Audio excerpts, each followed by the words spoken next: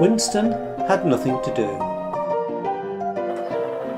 He had been parked up in a siding for days, and quite frankly, he was bored. He closed his eyes and drifted off into a deep sleep. A little while later, he was rudely woken up by the sound of a car engine, accompanied by a loud beep beep sound. And for a split second, he thought he was staring into a mirror. "Hello, Winston," said the new arrival. "I'm Wesley, and I've been sent to help you inspect the track." "Great," said Winston. "It will be fun to work together."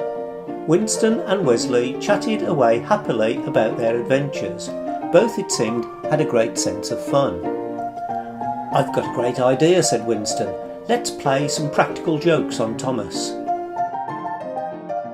A short while later, Thomas was waiting at the station when a truck, seemingly running under its own power, came speeding towards him. He just couldn't believe his eyes. He closed them tight, and when he opened them again, the truck had vanished. Winston and the truck stopped by Wesley, and all three of them laughed and laughed at the trick they had pulled on Thomas.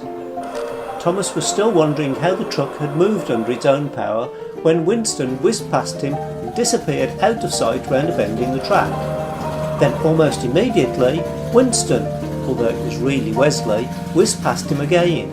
Thomas couldn't work out how Winston could apparently be in two places at the same time.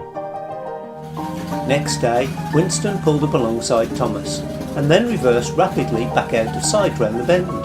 No sooner had he disappeared than he appeared on another track.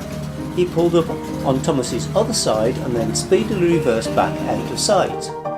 Again, Thomas had no idea how Winston could be in two places at the same time. On the third day, Thomas saw Winston's bonnet peeping out from behind a shed. There was nothing strange in this, except that his boot was peeping out from the other end of the shed. Winston, it seemed, had overnight turned into a stretched limo.